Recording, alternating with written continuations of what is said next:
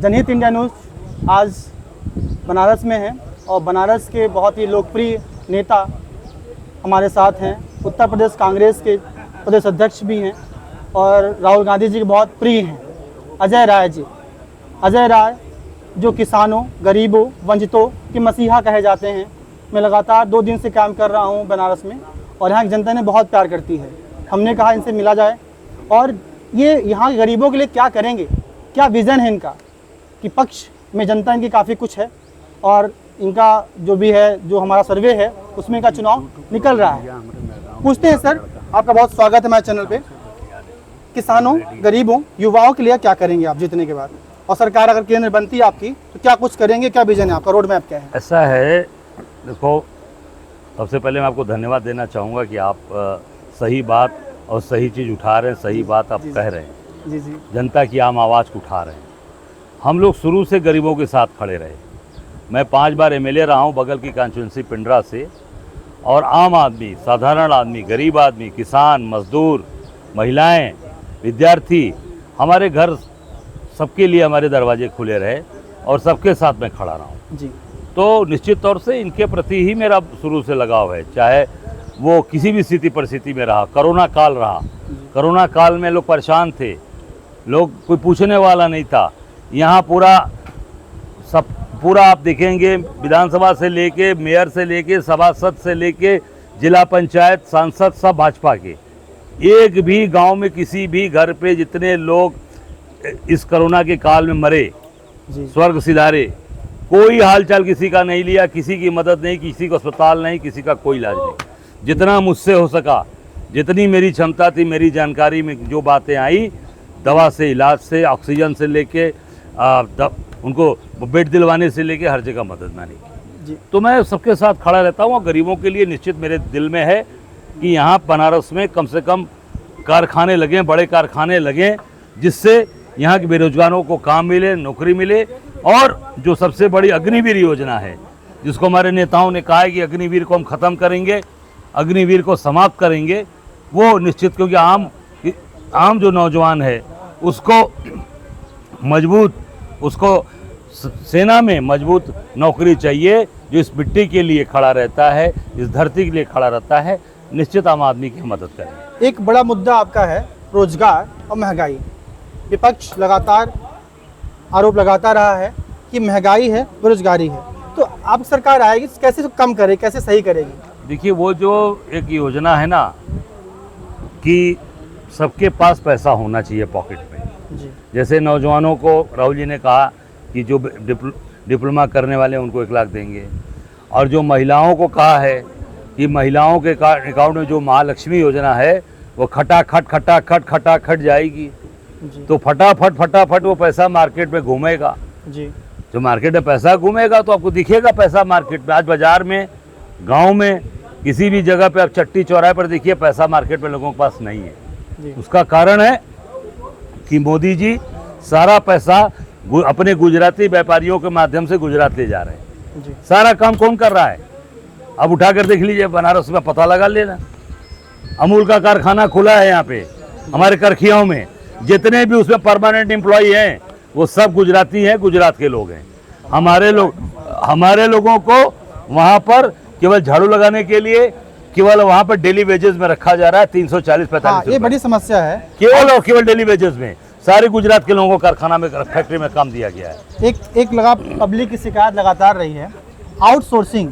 कोई भी सरकारी वैकेंसी भरी नहीं जा रही है, आउटसोर्स लिए जा रहे हैं, डेली वेज में रखे जा रहे हैं, एडहॉक पे रखे जा रहे हैं। तो आप की सरकार अगर केंद्र बनती है तो आप उन लोगों के लिए कुछ नियमित करने का कुछ कानून लाएंगे? निश्चित तौर से आप देखिएगा, हमारे समय में जहाँ जरूरत थी वहीं संविदा का इस्तेमाल होता था। अब सेना में भी संविदा, ये 4 साल क्या है, अग्निवीर। हाँ, अग्निवीर भी वही है, ये आउटसोर्सिंग ही है। 4 साल में यूज़ करो, छोड़ दो उनको। हम ये काम नहीं करेंगे, हम परमानेंट काम करेंगे। हमने, राहुल जी ने कहा ना कि हमारी सरकार बनेगी केंद्र में, 30 लाख जो पद खाली हैं केंद्र सरकार के, उन्होंने डेट डिसाइड कर दिया है कि इस डेट को परीक्षा होगी, इस डेट को रिजल्ट निकलेगा और इस डेट को आपको नियुक्ति पत्र मिलेगा। आपने परीक्षा की बात की, पेपर लीक युवाओं के लिए बहुत बड़ा मुद्दा है। अभी हाल फिलहाल में आपको उत्तर प्रदेश में आप यूपी के ही प्रदेश अध्यक्ष हैं कांग्रेस पार्टी के। यूपी में ही हाल फिलहाल में 2 परीक्षाओं में पेपर लीक हुआ, इस पर क्या कहेंगे आप? यूपी में 2 ही नहीं हुआ है, अभी हाल फिलहाल में बड़े 2 हुए हैं, एक पीसीएस का हो गया है और एक आपका पुलिस का शारदा वैकेंसी, 2 मेन है अभी फिलहाल। क्या कहेंगे इस पर आप? अभी तक 19 पर्चे जब से योगी जी आए हैं 19 पर्चे लीक हुए हैं। 19 ARO, RO, PCS, पुलिस, ऐसे मिला के संविदा तमाम 19 पर्चे लीक हुए हैं। और ये लीक हुए नहीं हैं, ये लीक कराए गए हैं। कौन कराया है? यही गुजराती लॉबी, और कौन कराएगा? ये पुलिस का जो पर्चा छपा, कहाँ छपा है? पुलिस का जो पर्चा छपा या पर्चा जो जहां से जिस जगह से चला, कौन सी जगह है? जगह कौन सी? बताइए भैया, कोई जाने ला?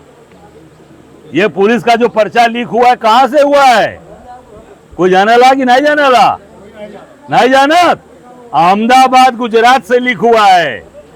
गुजराती लॉबी ने लीक कराया अहमदाबाद से। पहला पर्चा वहीं से चल के लीक हुआ है, क्योंकि पर्चे पहले सरकारी प्रेस में छपते थे, आपको याद होगा, सरकारी प्रेस में छपते थे। अब वो पर्चे अब वो प्राइवेट में छपवा रहे हैं योगी या मोदी जी। प्राइवेट लोगों को दे दिया है काम, वहां छप के आ रहा है। वो काम कौन कर रहा है? गुजराती। वो प्रेस का मालिक कौन है? गुजराती। लिखवाने वाला कौन है? गुजराती। छपवाने वाला कौन है? गुजराती। नौकरी करने वाला हमारा भाई है। वो यहाँ से 2000 रुपये खर्चा करके जाता है सिपाही की परीक्षा में भर्ती होने के लिए, और वहाँ वो जाता है, पर्चा लीक हो जाता है। केवल जनता को बेवकूफ़ बनाना। रेलवे में भी इसी तरह किया गया था। 19 में बहुत एग्जाम हुए रेलवे के, किसी को नौकरी मिली? इम्तिहान का हुआ अहमदाबाद, बेंगलोर, चेन्नई, यहाँ के बच्चे गए थे। हम कई लोगों की व्यवस्था मैंने कराया था बाहर, किसी को कुछ नहीं हुआ। तो आपकी सरकार अगर आती है तो आप कोई कानून बनाएंगे कि पेपर लीक दोबारा ना हो? अरे हमारी सरकार में हम 50 साल 60 साल से, बताओ जी, हम बताओ ना, कोई एक आदमी बता दे कि पर्चा लीक हुआ। नहीं तो कोई कानून बनाएंगे उसके लिए कि ठोस कार्रवाई करेंगे? कानून बनाएंगे, गुजरातियों के हाथ से सब काम ले लेंगे। जो गुजराती कर रहा है, जो लीक करा रहा है, सारा काम ले लेंगे। मोदी जी ने 14 में कहा था मैं बनारस को क्योटो बना दूंगा, क्या क्योटो बन पाया अभी तक? आपके सामने ये बसंतपुर गांव बैठा है, देख लो आप, ये भी क्योटो का हिस्सा ही है ना। कई दावे करते हैं केंद्र में रह करके कि मैंने बनारस को बहुत कुछ दिया। क्या दिया? पूछ लीजिए, आप यहाँ बैठे लोग हैं, इनसे पूछ लीजिए। क्या कारखाना लगा भैया यहाँ? एक भी कारखाना लगा? पूछ लीजिए, ये बता रहे हैं। तो आपके हिसाब से स्टेडियम बन रहा है। अरे स्टेडियम में जब हमारे घरे 2 पैसा रही, तब ना लखन बच्चन के खिया के हम पहलवान बनाई, खिलाड़ी बनाई। जब खाएगा ठिकाने ना रही, तब खिलाड़ी कहाँ से बना ले? जब दूध पियाई खिलाई तब ना। हमरे घरे खाएगा खर्चिया नहीं चलत हो, हम अपने घरे का खर्चा नहीं चला पावत है, तो हम खिलाड़ी बनाई, पहलवान बनाई, हम दूध पियाई ना पाई। जब ओके 10 किलो दूध चाहिए, 5 किलो कहाँ से ले आइब हम? या जानवर खरीदब तो जानवर को उतना राशन चाहिए, कहाँ से ओके हम खिलाड़ी बनाई? उसके लिए हमको कारखाना चाहिए कि हमारे घर में 4 बच्चे तो 2 बच्चे वहाँ नौकरी करेंगे और 2 बच्चे खिलाड़ी बनेंगे। एक पहलवान बनेगा, क्रिकेटर बनेगा, एक वॉलीबॉल खेलेगा, एक बास्केटबॉल खेलेगा, तब जाके होगा। अकेले नहीं होता ऐसे।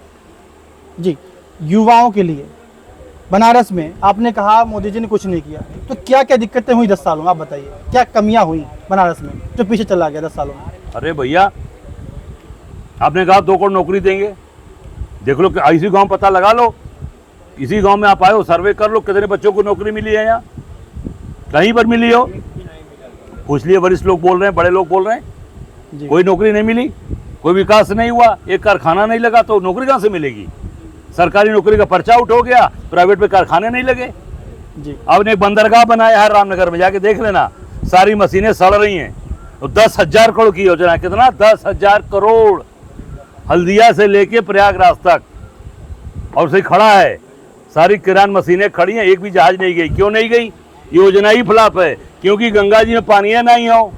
गंगा जी में पानी हो, गंगा जी पैसा गुजराती कोई पॉकेट में गया, गुजरात के लोग ले गए, सब गुजरात के लोगों ने ठेका काम किया है, सारा पैसा गुजराती लोग ले गए, पैसा उठा के। इलेक्टोरल बॉन्ड अगला मुद्दा, इलेक्टोरल बॉन्ड। आपकी सरकार, आपकी पार्टी दावा करती है उसमें बहुत बड़ा भ्रष्टाचार हुआ, स्कैम हुआ, चंदा धंधा वाला काम हुआ, चंदा लेके धंधा दिया गया, इस पर क्या कहेंगे आप? धंधा तो आपकी पार्टी का स्टैंड है? अरे भाई, गाय का जो मांस का सप्लाई करने वाली कंपनी, उससे 250 करोड़ रुपया खाया भाजपा वालों ने, उसे 250 करोड़ रुपया लिया। कोविड सबके लगा कि नहीं जाता था लोगों के? बताओ भैया, कितना लोगों के लगा? हाथ उठावा। कोविशील्ड लगा सबके, देख ला। कोविशील्ड अब ये आ गया कि वो खून का थक्का जमा रहा है, हाथ नहीं उठ रहा है। देखिए, लगवैले हुआ ना, देख लो भैया, हाथ नहीं उठ रहा, पूछ लो उनसे। चंदा, उनके रिकॉर्ड में 52 करोड़ रुपया खाया है। मोदी जी ने 52 करोड़ रुपया लिया है। या देख लो आप, ये कोविशील्ड का असर आपके सामने दिख गया। अगला सवाल, बनारस तीर्थ नगरी, महाकाल की नगरी, मोदी जी कहते हैं गंगा ने मुझे बुलाया, माँ गंगा ने मुझे बुलाया है। अभी मैं रिपोर्टिंग कर रहा था, किसी ने कहा कि यहाँ पर कई नालों का पानी गंगा में आता है, ये सत्य है क्या? तो क्या कहेंगे आप? मैं इतना ही कहना चाहूँगा कि मोदी जी जाकर 80 घाट पर गंगा जी स्नान करेंगे, समझ में आ जाएगा कि गंगा मैया साफ हुई हैं या गंदी हैं। जाकर 80 घाट पर, जहाँ फावड़ा चलाया था, वहीं जाकर 5 डुबकी लगा ले, समझ में आ जाएगा। सरकार बीजेपी आप पर आरोप लगाती है, कांग्रेस पार्टी पर, कि कांग्रेस पार्टी तुष्टीकरण की राजनीति करती है, मुस्लिमों को बढ़ावा देती है, मुस्लिमों के लिए आरक्षण दिलाती है, ओबीसी लॉबी की आरक्षण को छीन करके मुस्लिमों को दे देगी। इस पर क्या कहेंगे आप? अरे आरक्षण खत्म करने वाली बात तो उनके नेताओं ने कहा यार। 402, 400 पार। अनंत हेगड़े ने क्या कहा? कर्नाटक के मंत्री ने कहा 400 सीट दो, हम आरक्षण खत्म कर देंगे। वो तो कह रहे हैं, लल्लू सिंह ने कहा हम संविधान बदल देंगे। वो तो कह रहे हैं कि बाबा साहब स्वयं नहीं खत्म करते, हम कहाँ खत्म कर देंगे। तो बोले क्यों? अब मोदी ने उनके ऊपर कार्रवाई क्यों नहीं किया? मोदी जी को अनंत हेगड़े को निकालना चाहिए पार्टी से, मोदी जी को लल्लू सिंह को निकालना चाहिए पार्टी से। मोदी जी को जो अरुण गोविल जो राम का पाठ करते थे मेरठ वाले, उनको क्यों नहीं निकाला पार्टी से? ये लोगों ने बोला, कार्रवाई किया।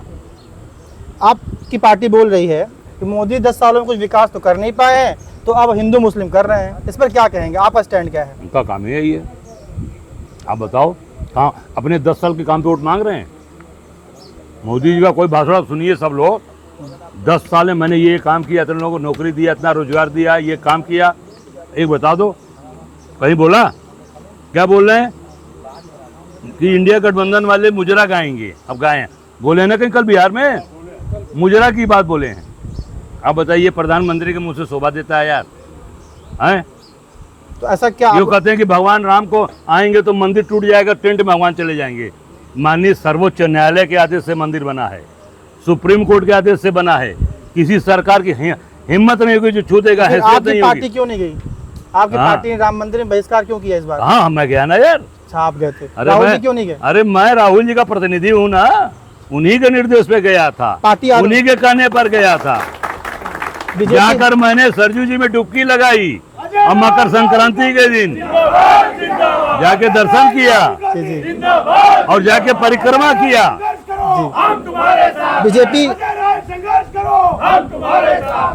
कांग्रेस के लोग कहते हैं कि बीजेपी का राम पर कॉपीराइट, इस पे क्या कहेंगे आप? कुछ नहीं, देखो ऐसा है कि भगवान हमारे दिल में है। हम मार्केटिंग नहीं करते, हम काम करते हैं। हम श्रद्धा है हमारी, इनकी तरह हम गुफा में बैठ के फोटो नहीं खिंचवाते। भगवान का फोटो, भगवान, अभी ये बता रहा हूँ, महाशिवरात्रि का पर्व काशी में बहुत धूमधाम से मनाया जाता है। उस दिन बाबा की शादी का दिन होता है। उस दिन बाबा विश्वनाथ को मौरी चढ़ाई जाती है हमारे बनारस में, मौरी जी, वो मौरी चढ़ाते हैं शादी के दिन।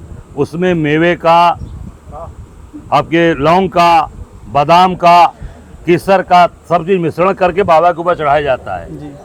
वो धारण आज तक कभी कोई नहीं किया था बनारस के इतिहास में। चारों शंकराचार्यों ने, आदि शंकराचार्य ने बाबा विश्वनाथ के स्वरूप माने जाते थे। काशी नरेश, विभूति नारायण सिंह जब निकलते थे तो हर हर महादेव का उद्घोष होता था। उन्होंने आज तक कभी धारण नहीं किया, मोदी जी ने स्वयं धारण किया है। उस मौरी को धारण किया। सवेरे का आपके सारे न्यूज़पेपर में फोटो थी, मीडिया में था कि मौरी पहन लिया मोदी जी ने। बाबा विश्वनाथ का जो आपने मौरी धारण किया है वो अपमान है, वो महापाप है, घोर पाप है। वो कोई मनुष्य नहीं कर सकता, वो घोर पाप किया इन्होंने। राहुल जी से आपकी बात होती होगी, बनारस के लिए क्या स्कीम है आने वाले 5 सालों में, क्या करेंगे आप बनारस के युवाओं के लिए, गरीबों के लिए, शिक्षा, स्वास्थ्य, हर क्षेत्र बताइए। यार बनारस में काम किसने किया है? DLW हमने बनवाया, BHU मदन मोहन मालवीय जी ने बनाया, वो हमारे थे। भेल का कारखाना हमने लगवाया, कैंट का रेलवे स्टेशन पंडित कमलापति त्रिपाठी रेल मंत्री थे, उन्होंने बनाया। सांसापुर में बीज अनुसंधान केंद्र लगा है, श्यामलाल यादव जी कृषि मंत्री थे, हमने बनवाया है। रामनगर का जो पुल पूरा सड़क हमने बनवाया। कौन सा काम हमने नहीं किया? हम आगे काम करें। ट्रॉमा सेंटर हमने बनवाया, इन्होंने फीता काटा के खाली। काम हमने किया, काम हम करेंगे। बनारस को रोजगार देंगे, फैक्ट्री लगवाएंगे, कारखाने खुलवाएंगे। एक बुनकर समस्या बड़ी है, आप बनारस बुनकर की समस्याओं क्या कैसे निदान करेंगे आप? बड़ा सुनने में परेशान, बड़े परेशान लग रहे हैं। बुनकर समाज कौन सा समाज नहीं परेशान है? आप पूछ लो, किसान से लेके, बुनकर से लेके, महिला से लेके, पुरुष से लेके नौजवान। आज नौजवानों को कोई नौकरी है? जी जी, सब लोग परेशान हैं बेटे, जी जी, सारे लोग परेशान हैं। तो ये निश्चित तौर से इन सब लोगों के लिए, बुनकरों के लिए बिजली का बिल जो था वो अनाप शनाप पैसे लिया जा रहा है, उसको निश्चित तौर से हम लोग पुराने रेट पे दिलाने का व्यापारियों से बात हुई थी, साड़ी उद्योग का आपका जो बनारसी साड़ी है वो भी बड़ी समस्याओं की बात कर रहे थे, बड़ी समस्या में, और GST कुछ मामला है, चेक वाला कुछ मामला है, फिर क्या करेंगे आप? GST नहीं, सबसे बड़ी समस्या आ गई MSME। जो MSME का कानून लाए कि 45 दिन के अंदर आपने पेमेंट नहीं किया तो वो आपके कमाई में जुड़ जाएगा। हाँ, ये कुछ है ऐसा, वो पूरा बर्बाद हो जाएगा व्यापार। वो लेकर आए हैं मोदी जी। खत्म करेंगे आप? बिल्कुल खत्म करेंगे। एक कानून, एक केवल टैक्स लगेगा, एक टैक्स, अलग अलग टैक्स नहीं लगेंगे। बनारस में कभी बनारसी पान पर टैक्स नहीं लगा था। वो पंडित कमलापति त्रिपाठी थे, उन्होंने कहा था बनारसी पान जो है यहाँ का कुटीर उद्योग है। पंडित जी ने उस टैक्स को माफ कराया था। बनारसी पान पे टैक्स, अब पान पे टैक्स लग रहा है।